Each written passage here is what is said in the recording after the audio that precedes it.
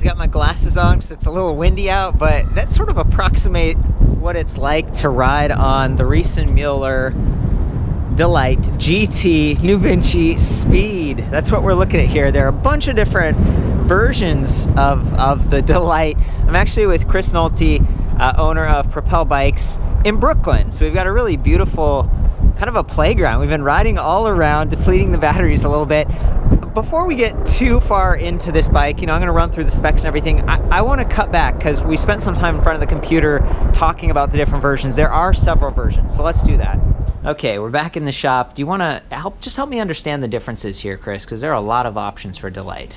Sure. So there's the same frame, but there's many different options for drivetrain and that sort of thing. You have the mountain version, which basically it's no rack, no fenders, although you can add that, and just the standard derailleur suspension, slightly upgraded suspension. Oh yeah, Fox. Nice. So then you have the standard Delite, which is available in many different options, many different drivetrains. If you scroll down to the bottom of their website, you have the NuVinci, which is the one that we test rode with the internally geared hub and the belt drive. Huh. You have the touring version, which comes with 11-speed Dior XT derailleur. And then you have the roll-off version, which is a 14-speed internally geared hub, and it's really kind of the highest end version. Why would you want a roll-off versus the NuVinci? Like, what is... I think most people that find that the roll-off works for them is they want a slightly wider range. They want kind of that more like positive feeling of shifting between the gears. And the roll-off, it's just another German product that's just well regarded in the bike industry. Guys that are touring all across the world, that sort of thing. Okay, very cool. And then the price ranges I'm seeing, it goes all the way, what is this, the highest level right here? So the highest level would be the Delite GX roll-off high speed, which starts at 7,100. That's with the single battery, and then you're going to add another 700 or so with the dual battery. I see. And then the cheapest one, the cheapest one is going to be the Delite Touring, which is 5,600 with the single battery. Okay, and that's a 20 mile per hour. So yeah, each one you've got what kind of drivetrain, do you want fast, and do you want the right? Yeah, so GT? You'll have these different, the GT, which is the Grand Touring, slightly wider tires, the high speed, which is signified by the HS. Yeah. And then you have the GX, which is the Grand Crossover, which is more of the mountain bike setup. Yeah. And those are really the main differences between those bikes. It's so interesting because we were just out there. There's an actual mountain bike type Delite, yeah, without the fender, and these ones, they have the tires, kind of like a dual sport, like a motorcycle. Where exactly. Yeah, the dual sport, and that's what I think that a lot of people really appreciate. The GT version is you're riding primarily on the street, but on the weekends you want to go out on the trails, that sort of thing. I think having that wider tire works really well for that. Interesting. I think I get it. Thank you so much. Let's get back out there. All right. Okay, so hopefully that clarifies things a little bit. The version that we're looking at here is unique because it does have that NuVinci N380 continuously variable transmission. Inside there's like a pivot and a ball, and it's just so smooth. Like you can shift this thing at standstill. See the little guy? The hill like flattens out or gets bigger. So if you want it to be easier, you make it like you're climbing a hill.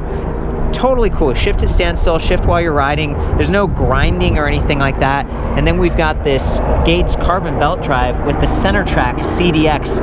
Just really clean. I mean, one of the things I've noticed riding this bike is that I can hear the Bosch motor a little bit more. A lot of times it's pretty quiet, but it's, Right, the drivetrain is so quiet on this. So quiet. That, generally the chain noise and that sort of thing will overcome any sort of or noise the knobs, yeah, like if you get one of the mountain bike ones. Sure. So, with these tires, these are the Schwalbe Supermoto X. They're 27.5 by 2.4, so relatively fat, and they've got that reflective sidewall stripe. They've got Schwalbe, I think it's Performance Green Guard, a little bit of puncture protection, and there it is, 30 to 55 PSI. So you could lower the pressure, and that would give you even more, a little bit more cushion. Right, even more comfort. You have the full suspension, but adding more comfort, the wider tires, and more stability as well, which and capabilities of riding different terrain, which is great. That's a great point. I mean, the superstar of this show on this bike is that it's a full suspension setup,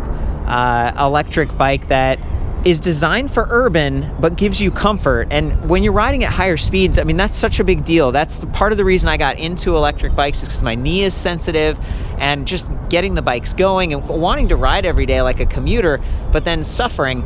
Once I started riding electric bikes and going a little bit further, I noticed that then my back and neck were suffering a little. There's always something, right? I feel like I'm falling apart. But this bike takes care of that. And the really cool thing about having suspension is, of course, that there's the cushion, but then sometimes you end up with a little bit of frame flex. You lose the stiffness and performance, but they've done a pretty good job preserving that. I mean, these are air suspension. So you've got the SR Suntour Ion. It uses a 15 millimeter through axle, so that really stiff, robust down there, kind of helps to support the weight and the size of those tires. We've got a tapered head tube up here, 1.125 to 1.5 inches, and 100 millimeters of travel versus a lot of mountain bikes where it's like 120, 150. Right. So same thing in the back, right? And you do have some adjustments. You even have lockout up front, and just this pivot point in the back. If you look at it, I mean, this is really overbuilt. Like, we've got a couple of, actually this is a chain, kind of a chain or a belt riser. It keeps it from scuffing, and they even have a little bit of a slap guard right there on the chainstay. And I guess, is this like a single pivot, Chris? So what this is actually, this here is actually something particularly unique, because generally speaking, it's very difficult to have a belt drive on a full suspension bike. Yeah. But they were able to find out that if you put pressure on the belt just at this point, they're able to maintain the suspension travel, but the tension on the belt never changes, which is something particularly unique, and really you don't see this on any other bike. And it kind of speaks to some of the engineering behind the guys at Riese Müller. It's really advanced. Well, I mean, you've actually been selling, it sounds like, pretty successfully with Riese Müller. This is the first year they've had them in the US. You're one of the premier shops. I do want to come back and just hear like who's buying them and stuff, but I want to hit the rest of the specs. Maybe you can help me out if I get anything wrong, but this bike comes in 3 different sizes, 19.5, 21.5, and 22. Is that right? That's right. 22. Yep. Okay, cool. So 3 sizes. Nice to get that good fit. A little bit of an angle here on this top tube. Amazing that they're able to squeeze in 2 batteries. I'm going to save that for later, though. That's one of the other really cool things about the bike. It comes with this Abus Bordeaux folding lock, and you said this one's 90 centimeters. That's right. Right, so, pretty cool that that's built right on. A lot of times I complain that there aren't any, bottle cage bosses here or here. Of course, they wouldn't fit on the top tube. What they've managed to squeeze that in. They've got a suspended rear rack, and it's really sturdy. It's rated at about 44 pounds. It comes with these Bibia adjustable rubber bungee kind of cables, pannier blockers. These are really cool. They almost look like fenders. Do you know what those are all about, Chris? Like just the styling on that rack? Yeah, it's really about having the ability to attach the panniers. I think often you end up using Ortlieb panniers or that sort of thing on these, and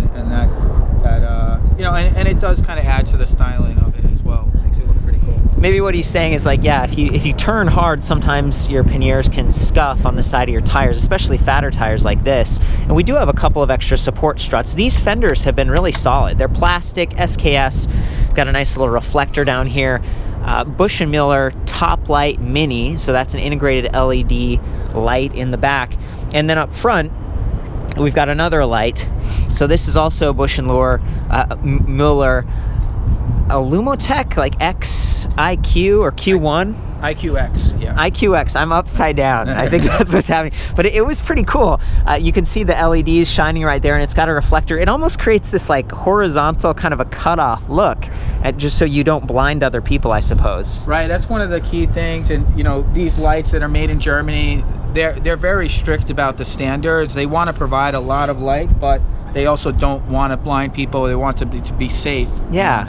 And that you might not find it on some of the mountain bike style headlights, but most of those German-made headlights there. So thoughtful. Really well. Thank you, Germany. Over here, we're like, should we allow electric bikes over there? They're like, let's not blind our friends. I mean, that's like, we're trying. We're working on it, you guys. And we appreciate you sharing your technology.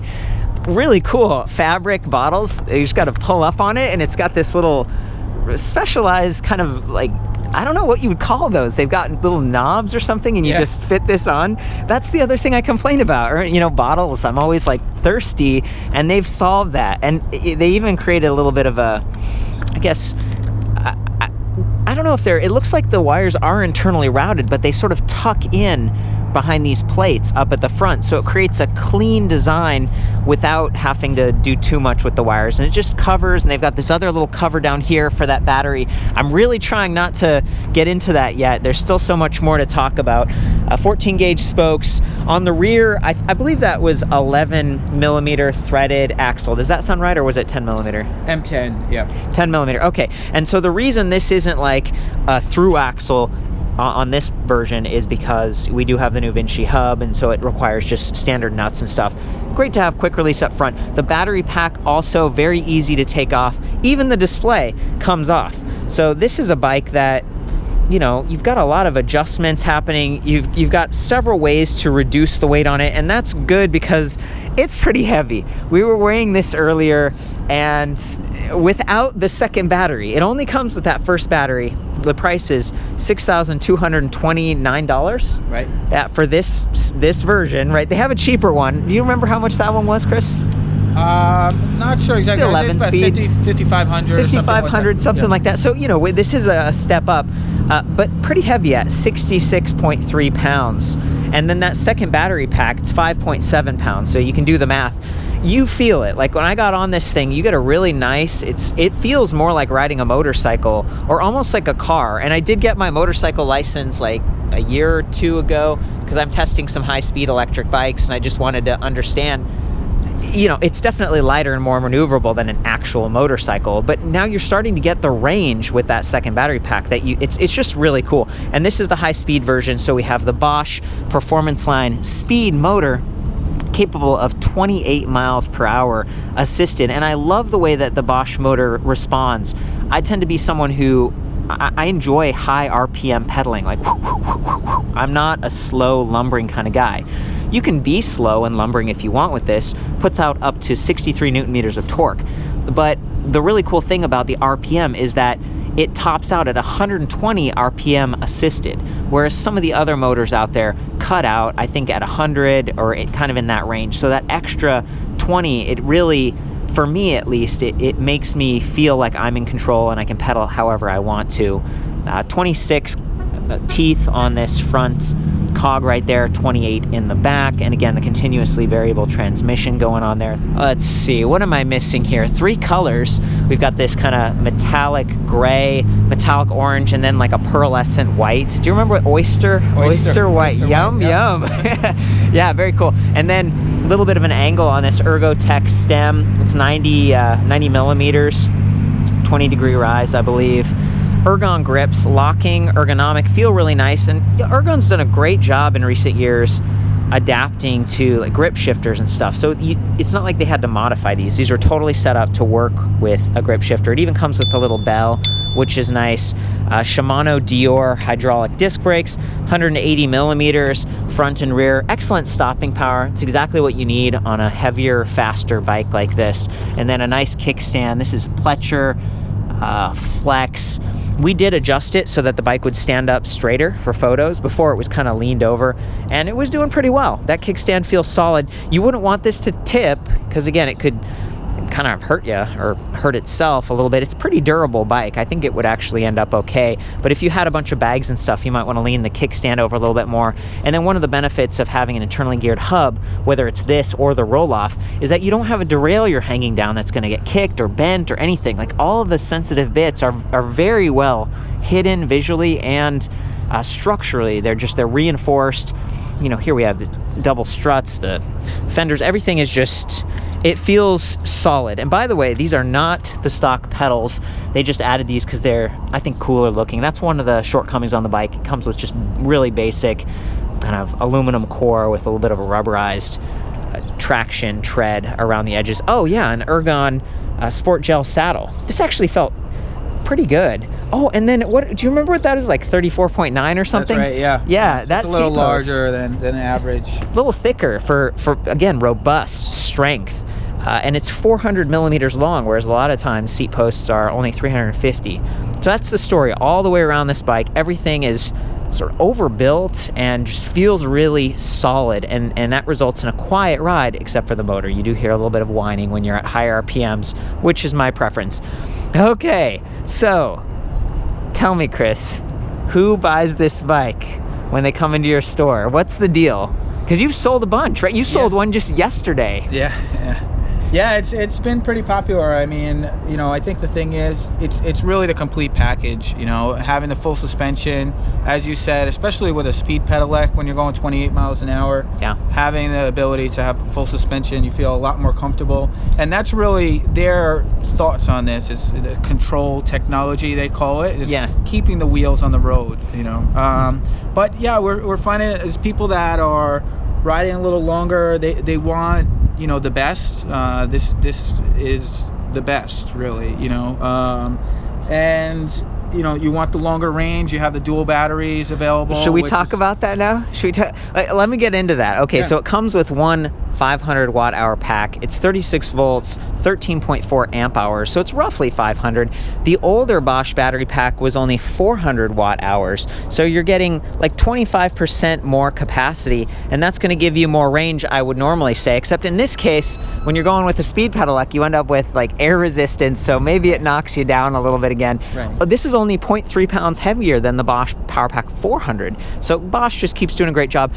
I do like the black frame. I don't know if this was a special request for someone, but the batteries blend in a little bit more. They do. You know, they hide. And then if you want to get, okay, before we get to that, check this out. There's a little plug here, and it comes with that, so you can keep those blades and everything clean if you're not using the second battery pack. And they've set it up so that when you charge either a single pack or a double pack, there's only one port right here. There's only one place to charge, so that's really convenient. It's not like, it draws from both batteries. It's smart. It's not like you have to physically switch those batteries or anything. Right, yeah, and it puts a little less strain on the batteries as well, especially if you're riding higher speeds and that sort of thing. If you get two batteries. It's kind of trickling a little bit off of both of them at the same time. Yeah, that's the thing, because you know what they say with like electric cars and stuff, they have battery management systems that keep it from getting too low or too high, and just keeps it right in that healthy middle range. This is what the second battery would look like. We're gonna actually put it on. It's got a little LED power indicator on the side, which is really cool, because if you stored this inside and you're like, how full is it? You can press down on that LED and be like, not too full. And then that handle, because you don't want to drop these and damage it.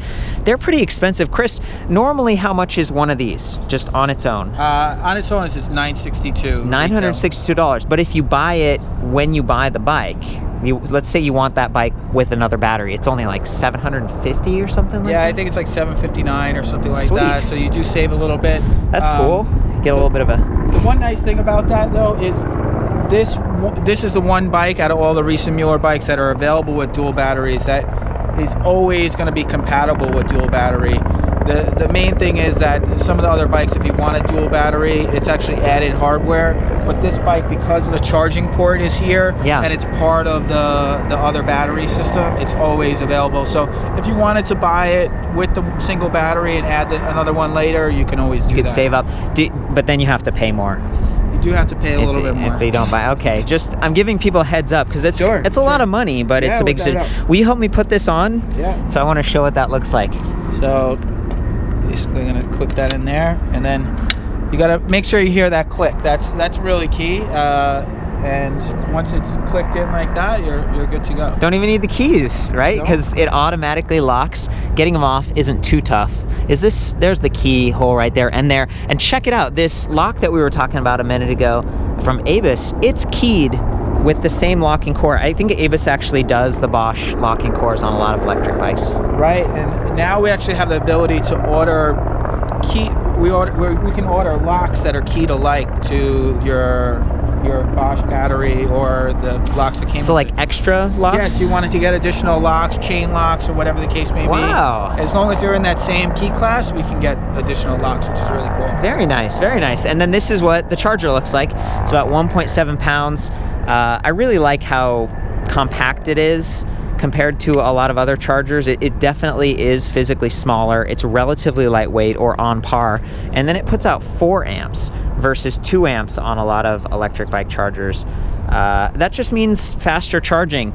And when you're riding faster, going further, having more batteries to charge, that's all good. So again, just the removability, the durability. They use high quality cells. I want to say Samsung, but I can't say for sure, so I left that off. The motor's rated at 350 watts nominal. It peaks upwards of 550, 63 newton meters. And then before I was talking about the motor, I do want to explain for people who might not be as familiar with Bosch, it's measuring your rear wheel speed. There's a little sensor down there like a bicycle computer. It's measuring your cadence, so the fact that you're turning those cranks, and then also your pedal torque. And that gives you a really smooth and smart response. It's not like if you just push down on the pedal, it's gonna take off. It kind of waits a second to see like, oh, is the bike moving? But I mean less than a second. It's measuring all three of those signals 1,000 times per second. And it's one of my favorite drive systems because of that. Again, because my knee's sensitive, because I like to spin a little bit faster, I like reliability. That's, you are getting to be a little bit more exclusive. You're kind of only carrying Bosch electric bikes now. I mean, that's a large majority of the bikes that we do carry use the Bosch system. It's just super reliable. We really appreciate the support that we get from them. We could tell that there's a real big commitment from them in the category, and that they're committed to supporting this product for years to come. And when you're purchasing a bike that's $6,000-$7,000, you want to know that 20 years from now you're going to be able to get parts for it. Yeah. And I'm confident that Bosch is going to continue to support these products for years to come. And that makes us feel good that somebody's making a wise investment when they choose to spend their money with a bike like this. I was really amazed when you said, this is becoming one of our most popular brands, because it is expensive. Back to who's buying it. Are these people who started out with a Stromer or some other bike and they're like, yeah, I had my fun with that and on to the next thing, or who's buying it? Yeah, I think a lot of people, it's their second bike, or it's people that are buying their first bike but just don't want to mess around with, with anything, the cheap stuff that's not going to last, or, and they want something that they can just go anywhere, do anything with. I think that's one of the reasons why this particular model is so popular. The GT tires, the wider tires. A lot of people, from what we find, they're riding, they're commuting to work, but on the weekend they want to go out and go on some trails and that sort of thing. Yeah. And having those wider tires gives you that ability. You kind of can. Yeah, you can cut, even with those slicker tires, you can cut across the dirt. And I was going downstairs with this thing earlier to handle it just fine. And then the air suspension and everything, highly adjustable.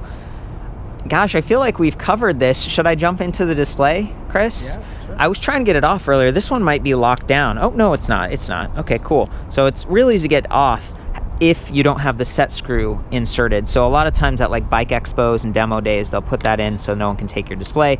I always take my display with me so that it doesn't get weather worn or scratched at the rack. The Intuvia is pretty cool because it has a 6-volt micro USB on the right-hand side. And you were telling me that it used to put out 0.5 amp. Now it's a 1 amp. So it's not just maintaining your cell phone or whatever, it's actually charging it. Yeah, so actually in the past, the 0.5 amp only work for certain phones, like Samsung phones. Often they can accept 6 volts and 0.5 amps, but like an iPhone, for example, needs 1 amp. Okay. So now it does have the ability to charge phones like that, and which is very cool. Which is a really nice feature. And not just this bike, but all the newer Bosch Intuvias probably do that. Walk mode is something else that I think they enabled. It used to be disabled for the US, and they were telling me it works now.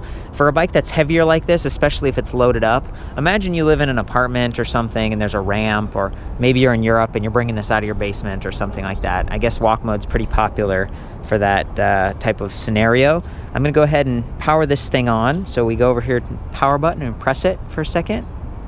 Comes right to life pretty quick. 4 little ticks on a battery bar. Speed in miles per hour. There's a lights icon, so you can press that on or off. Or are these always on because it's a speed pedelec? So right now, by default, they're set to be on all the time. Okay. For most of the models, with the exception of the GX model, which comes with the Supernova M99 Pro, we can change it so it's switchable, so you can turn it on and off. In Europe, it's required that they're on all the time, but it's something that we can change in the software if that was your preference. Does this come with a mirror? Or there are other European requirements like... So in the US it's not required, and most of them are not coming with the mirror here in the US, but we do have those aftermarket European stuff. spec mirrors available. The other thing is, this has like a regular kickstand. It doesn't spring up, and so I'm a huge fan of that. Not that, like, really, those really annoying kickstands. So I'm okay with not everything being Euro spec. Back to these levers, pretty regular size. I don't know if they call those 3-finger levers. Yeah, I guess so. I'm not sure. They do have adjustable reach, so, you know, coming back to if you have gloves or if you're a petite person, you're looking for the smaller version, because they don't really have a low step on this, do they, Chris? It's just...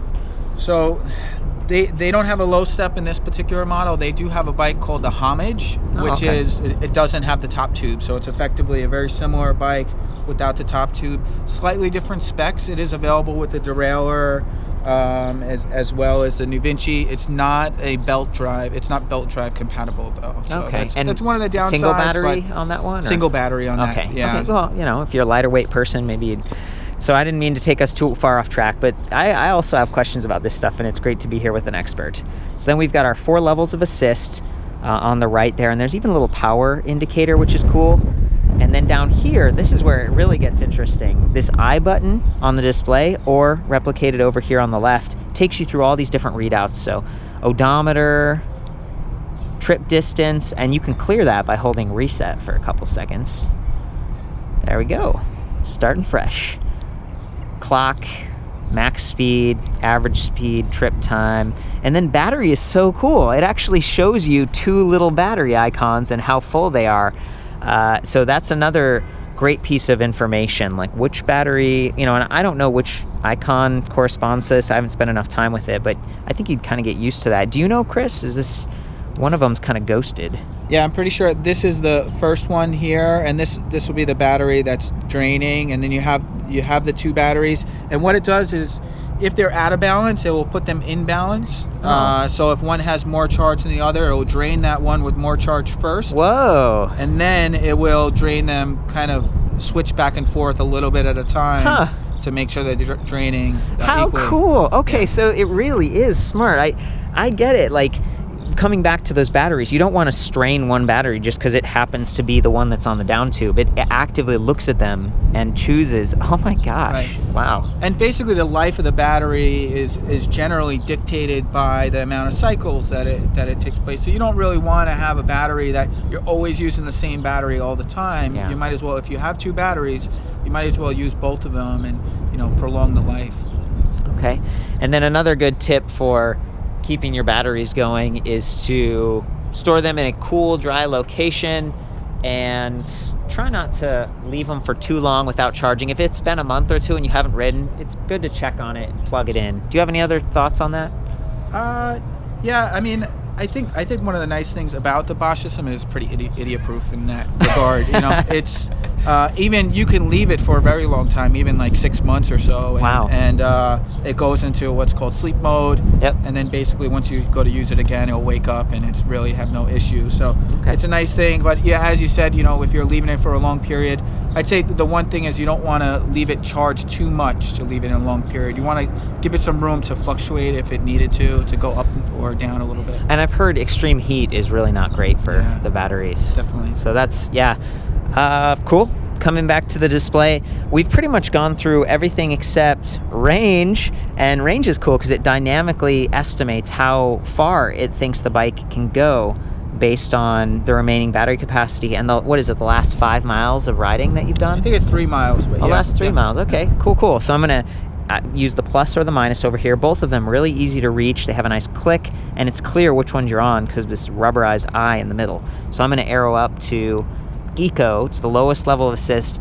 Granted, we are not at all fully charged right now. We're kind of at the less than half, and it says 35 miles there. We're arrow up to Tour, 18 miles, Sport, 14 miles, Turbo, 12 miles. This is a terrible example because the bike, it's supposed to be able to go like, 60 to 110 or 120 miles with 2 batteries, right? So with the dual battery for a high-speed version like this, you're generally going to see between 100 to 50 miles. So 100 miles in Eco mode and about 50 miles in the Turbo mode. Okay. With the single battery, you're going to cut that in half. Generally somewhere between 50 to 25. And with the lower speed version, you're probably going to see another 20% or so battery life, because once you go over 20 miles an hour, you really do tend to cut down on the range quite a bit. It's hard to estimate this stuff when there are so many factors, right? Like a bike like this. And people often ask me, hey, climb with it on your review. And we try to find places that are fun to climb. You know, he's working today, so we're ducking out, and I'm taking his attention. But this motor, it's like the same motor that used to be on all the mountain bikes before they had the CX, and it's very capable. It's an excellent climber. Not a problem, especially with the NuVinci. I would call out that it has shift sensing, but you really don't need shift sensing when you have an internally geared hub like this that can shift at standstill. So you never get mashing, you never have that kind of extra wear and tear.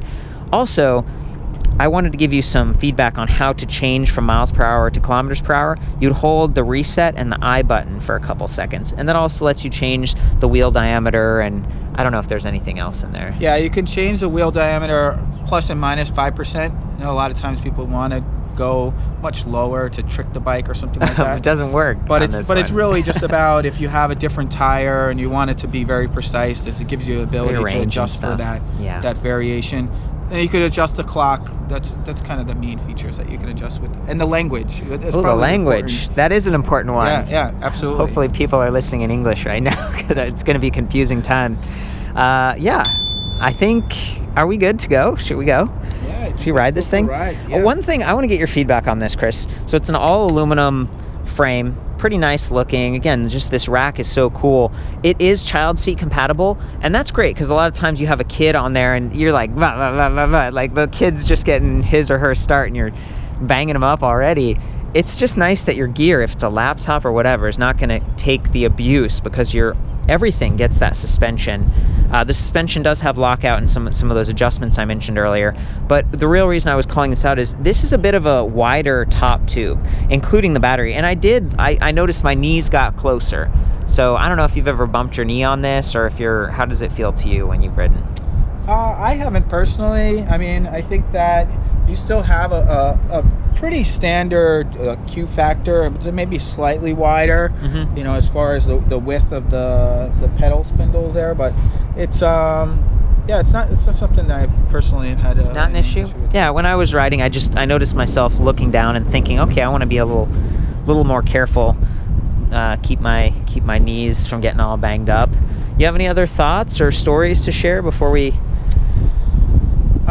Story. No.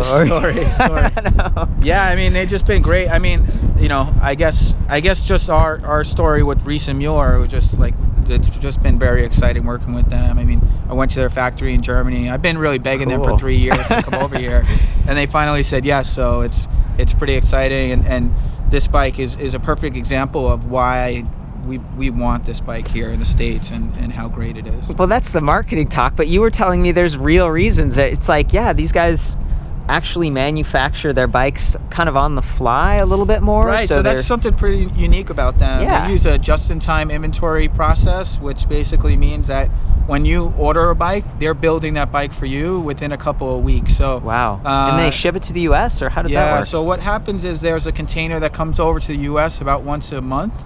And depending on the production schedule, you end up on one of those containers. You also have the option to airship the bike directly to the US. And wow. And you know, some customers, they want it a little bit quicker, they opt for that. Do you know how much more that is? It's $200, which it's not terrible. It's really not bad. I mean, it costs a bit more, but we kind of subsidize that and sure. make it a little easier, more accessible in that way.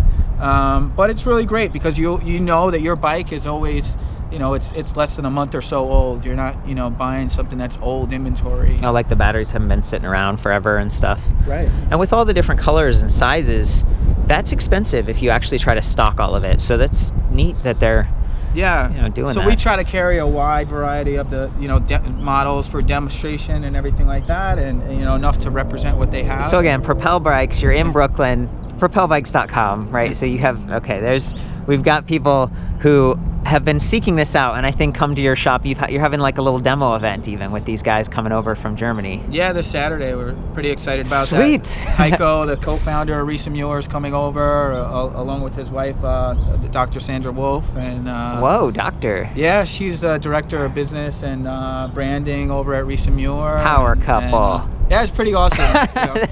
My Sweet. fiance and I went and saw them in Germany, and it was just like really cool to see them and like what they got going on. Yeah, because Marissa's helped you at the shop. Yeah, she's you kind of a power couple too, man. That's awesome. Well, I mean, it's just fun to see. I guess we've turned this into story time a little bit, but this is a bike that a lot of people have been excited for.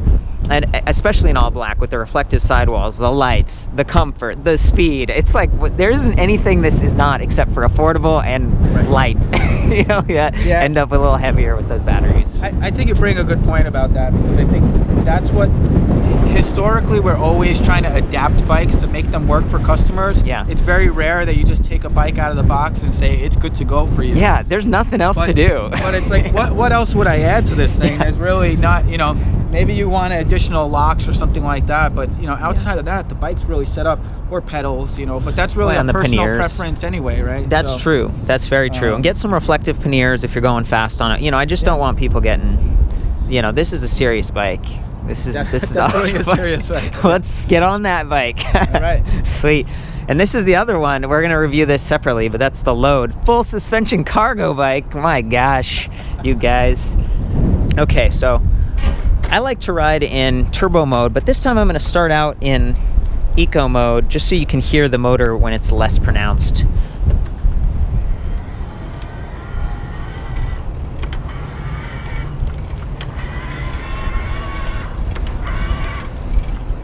You can probably still hear it a little bit, but that's the quieter version. Now I'm going to arrow up to turbo.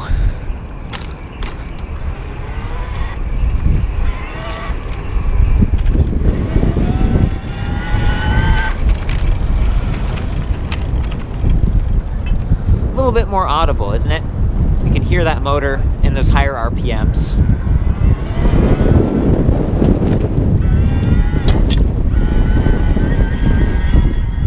This is when it's giving me that arrow that says shift up, shift up. That's another thing you can turn off in the settings if you want. But that's just, it's trying to tell you like the motor efficiency is going down because we're reaching that 120 RPM upper limit. So I would probably, you know, just shift those gears, or in this case, kind of twist and get a more optimal range on the NuVinci. Hey, Chris, can I actually see you ride on this for a second?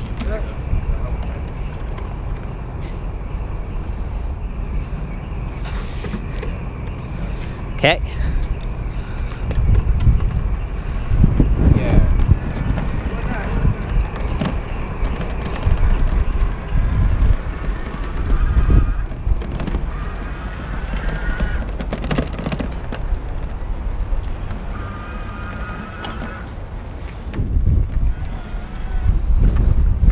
Nice, you can just see the rear end. It's just super smooth, beautiful.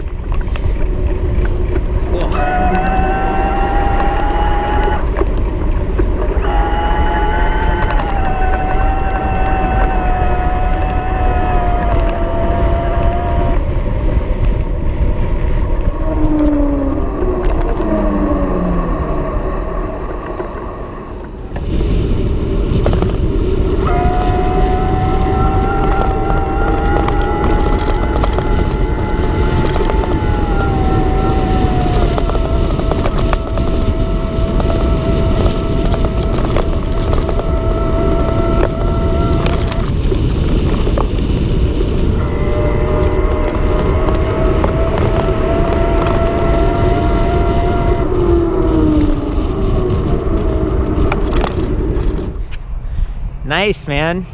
I'm glad we found this shady spot. You can see the lights a little bit too. Yeah. I think that's about it, guys. We've exhausted the Delite. It's been delightful. For the full write-up on this, I'll see you back at ElectricBikeReview.com. Again, thanks, Chris, for your time. Really appreciate it. Have fun and ride safe.